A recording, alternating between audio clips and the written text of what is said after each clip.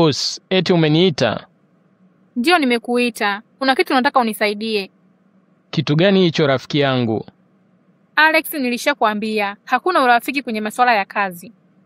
Nisamehe bosi wangu, sitarudia tena. Okay.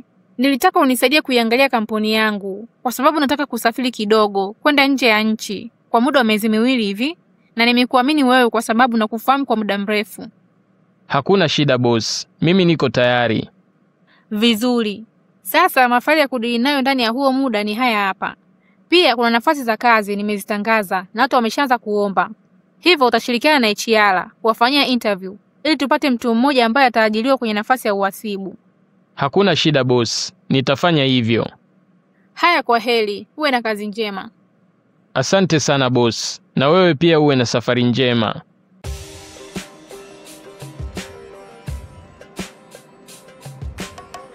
Habari bosi. Mbona unaingia ndani ya ofisi yangu kama vile wewe ndo mwenye kampuni? Samahani bosi. Eti samahani bosi. Hivi una matatizo gani wewe? Kwa nini unaingia ofisini kwangu bila kubisha hodi? Haya, toka ofisini kwangu. Naomba unisikilize kwanza bosi. Unasemaje? Nimeleta. Hebu ongea haraka. Huoni kuwa niko na mrembo hapa? Tuna mazungumzo ya muhimu sana, kwa hiyo tafadhali usitucheleweshe. Nimeleta faili lenye CV za watu walioomba kazi. HR amesema uzipitie ili tujue nani ataajiriwa. Nyie wajinga mnataka kunifundisha kazi? Hapana bosi.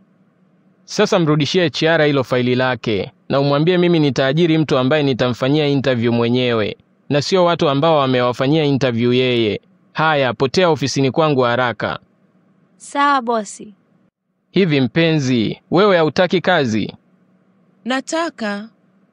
Naona itakuwa vizuri zaidi ukiwa unafanya kazi hapa, ili tupate muda mwingi wa kuwa pamoja. Kweli baby? Mimi niko serious. Kwa hiyo kama uko tayari, sema nikuajiri hata sasa hivi. Nipo tayari, lakini sina uzoefu wa kazi za ofisini. Si unajua mwenzio sijasoma. Najua hujaenda shule, lakini usiwe na wasiwasi kwa sababu mimi ndo kila kitu hapa. Lazima niwe na wasiwasi, maana sijui ugumu wa hiyo kazi unaotaka kunipa.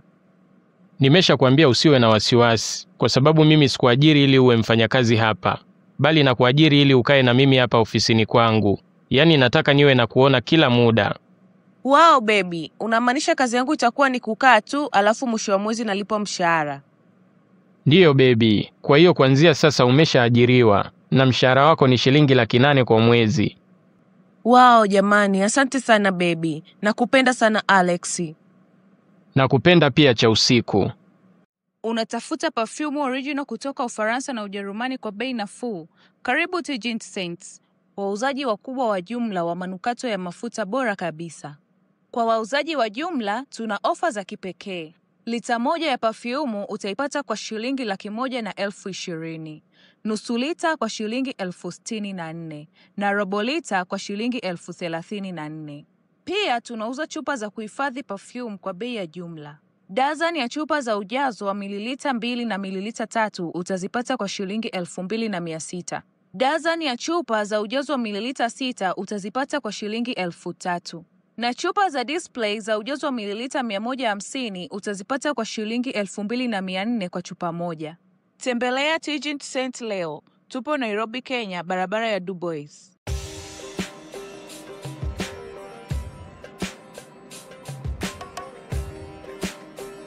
Baby, mbona leo umewahi kufika ofisini? Kuna nini? Baby, usishangae hivyo, unanifanya nione aibu. Lazima nishangae, maana sio kawaida yako kabisa kuwahi ofisini.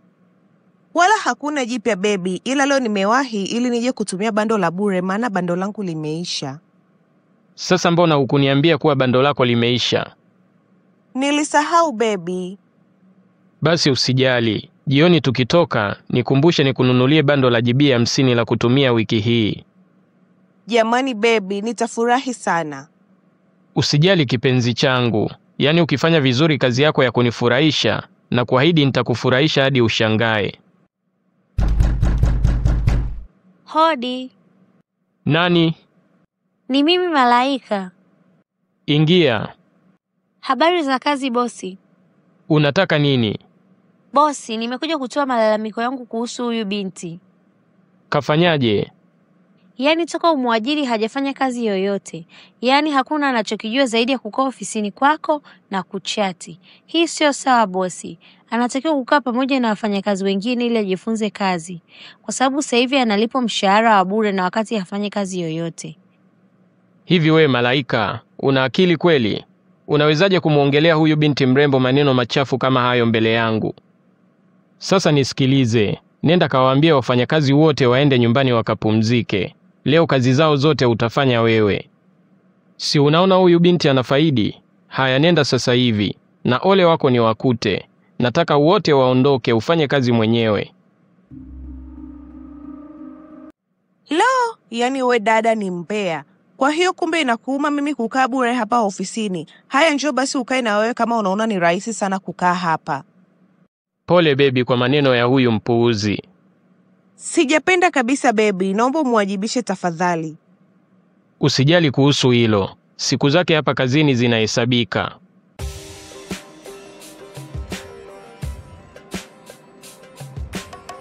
Habari za asubuhi bosi. Unataka nini ofisini kwangu asubuhi yote hii? Bosi, nimekutumia email kuhusu swala la kupunguzwa kwa mshahara wangu. Tafadhali naomba uangalie. Hivi we Malaika una akili kweli? Yaani unataka niache kufanya mambo yangu ya msingi, nianze kufuatilia malalamiko yako ya kupunguziwa mshahara? Kunakosea sana bwana Alex. Nakosea nini?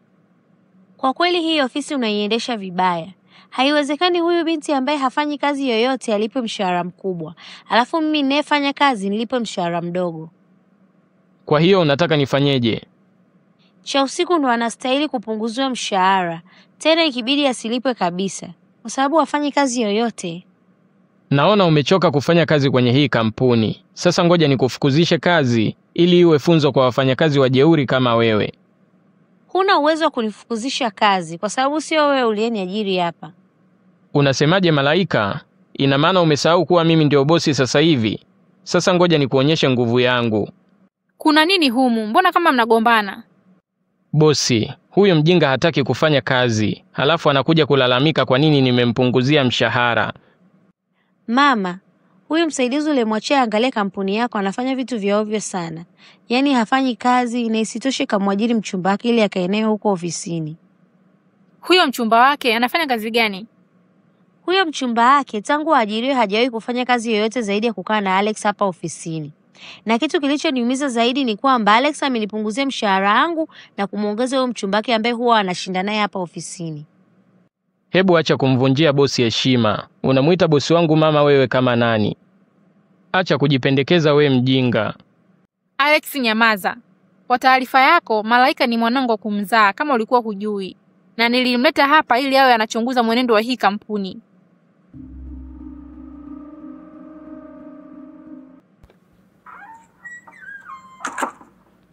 Baby, yani leo nina hasira sana. Kwa nini? Si mfanyakazi wako kanizuia kuingia ofisini. Eti anadai mfanyakazi yoyote atakayechelewa kuja ofisini haruhusiwi kuingia ndani. Yani sijapenda kabisa. Nataka umfukuze kazi sasa hivi. Sitaki kumuona tena hapa. We naye, huoni kuwa niko na bosi hapa? Yaani badala ya kuwa na heshima, ndo unazidi kuniharibia kibarua changu. Hebu jiongeze basi. Nijiongeze nini sasa? Wewe si uliniambia kuwa wewe ndio bosi na wewe ndio mmiliki wa hii kampuni jamani. Hebu kaa kimya. Bosi wa hii kampuni ni huyo mama aliyekaa hapo pembeni. He? Sasa nisikilize binti. Yaani ifanye haraka upake kila kilichokuwa chako uondoke kwenye hii ofisi. Kabla sijawaita walinzi waje kutoa nje kwa nguvu. Na sitaki nikuone tena hapa. Jamani Alex, nisaidie basi. Niko tayari kufanya kazi kwa bidii. We nenda bwana. Kazi yenyewe hata hujui kufanya. Sio vizuri hivyo Alex. Sasa nakuja kwako bwana Alex. Bosi, naomba unisamehe sana na kuahidi hiki kitu hakitajirudia tena. Nisikilize kwa makini sana. Naomba upake kila kilicho chako na uondoke ofisini kwangu. Kuanzia sasa, wewe sio mfanyakazi wa hii kampuni tena. Barua yako ya kufukuzwa kazi utaikuta pale kwa sekretari. Haya, ondoka haraka. Naomba unisamehe sana bosi. Nina mke na watoto wananitegemea. Ungekuwa unajali familia yako, wala usingefanya upuuzi na huyu binti ndani ya ofisi yangu. Potea haraka. Sitaki kukuona kwenye macho yangu, Alex.